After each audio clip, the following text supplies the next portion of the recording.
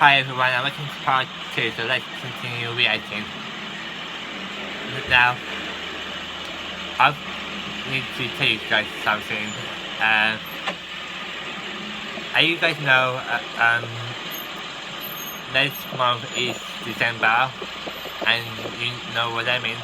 Christmas is coming up, and I will say, well, I would like to announce that my Christmas reaction video will start not tomorrow, but the day after,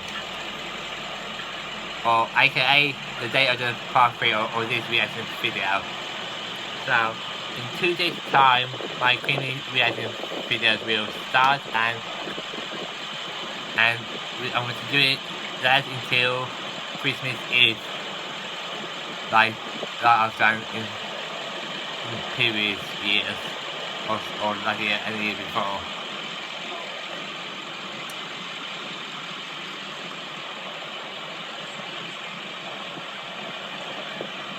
I've got some videos in mind that I want to react to, and it's Christmas related. One of them will be Bonnie and the Bear Gang, I think, waiting for Christmas. Is that what the video is called? I'm pretty sure it is, but I will double check. So, yeah. Do you mind if I speak with your son? My plan was to react to Barney's Great Adventure, really the very first Barney through the lens movie. But as it's coming off, and as I'm doing the Christmas reaction videos real soon, I thought I would do the Barney and the Bear Gang Christmas video first, and then after the new year I will react to Barney's Great Adventures. That's the plan. And also I will be taking a Christmas New Year break for my channel for the first time, but I will do a separate video. Fighter, she loves to fight. She's passionate about it. So stay tuned. I just don't need that anymore. I'm tired of it. I'm not a fighter. I'm a very anti-violent person. I don't like to fight. I just don't like it. But she loves it, and I mean, I respect her as my mom, but No, you don't. I don't. It's time to go. Okay, I thought I was talking to you. Today's part I told you the I just the don't song. work with her because of those reasons. She's violent, she's aggressive, she loves to fight and yell and scream. I noticed it is like Me and my little persuading siblings, how to get him, right now. well, to get him in And the I car. don't want to be away from my family because they live in San Antonio right now. Is that right? We never got the address. Yes, it was. Okay. We handled all Do you that in see court. why I didn't know where my little siblings were for almost 2 weeks now? That's not true. Yeah, it is. Because we didn't inform either of us. Alright. I'm not doing this because I'm not sitting here because you. I mean, really, I don't get a thrill out of this. I just refuse to go somewhere where I don't want to go. Well, can you help understand something from my point of view as a peace officer? I said I deal strictly in the criminal. Okay, all this right here, criminal side of the law, nothing criminal. Okay, Right. it's all civil. Right. Understand that in 14. Yes. I said, you know that your rights are extended to He the was him guardianship of years your ago, parents. by the way. You know that, right? Yes. And what we have right now is a judge signing a court order stating that sole custody is in fact with your mother. And I'm against that. I even told him I was Let's against come it. back to the 14-year-old part. Okay. I said, when you turn 17 and you want to adjudicate yourself from your folks, that's your right. But that's 3 years out. Right, but Right I'm now, also... listen to me now. Okay. As a 14-year-old, you have no say-so in affairs of your folks. You don't get to say yay or nay. So I can't choose where I want to live? No, you can't. I can't. You cannot. You're a child. Yes, sir, but I'm also over the legal age to be able to choose where I want to live, which is 12 in the state of Texas, and I'm 14. And I So do why not don't want you to live there. adjudicate yourself, and why did a judge sign off on an order giving her sole custody of you? I don't know. Because you're a child. Which means that I'm also capable of rational thought. so is a dog. Okay. But that doesn't give the dog the right to turn around. And I'm not trying to make a bad analogy here, okay? I'm just suck at words. All I know is that the lawyer has shown me a court order saying that she's got sole custody. Which means that if you end up with your dad, you're putting your father in a bad position too. Right. You understand that that would be considered a contempt of court and he could suffer jail time for that. Okay, so either I go with her against my will, or I get detained and so does my dad? No, I didn't say that. Oh, you said you say jail time. You're not listening. Please don't twist my words. I'm not done. What I told you was you are in sole custody of your mother. Can I'm I not ask why? here to pick because a judge said so. Okay. The state of Texas being unfit to make these decisions.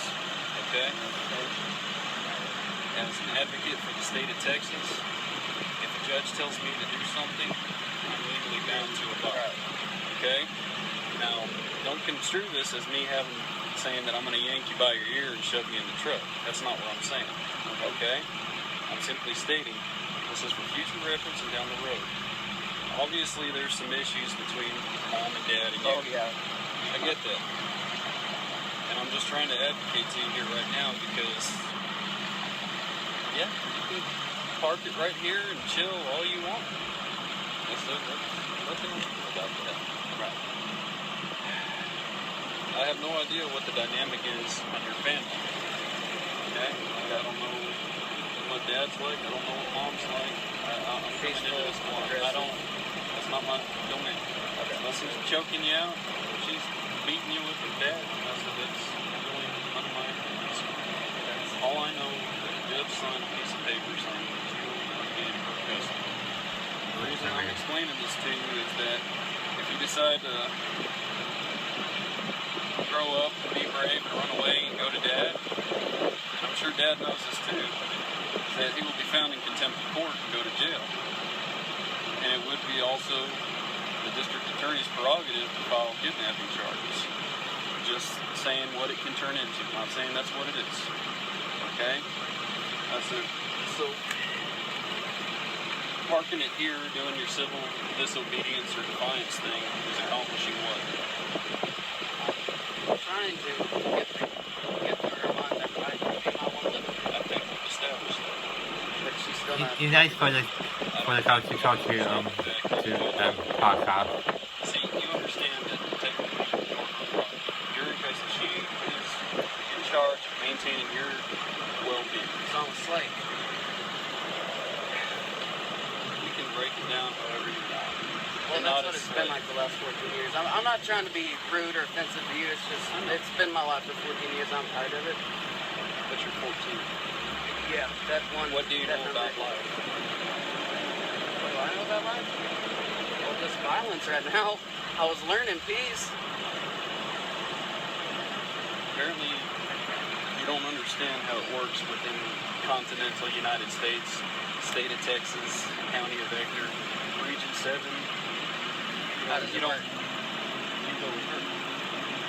And that's it, just because he signed a piece of paper.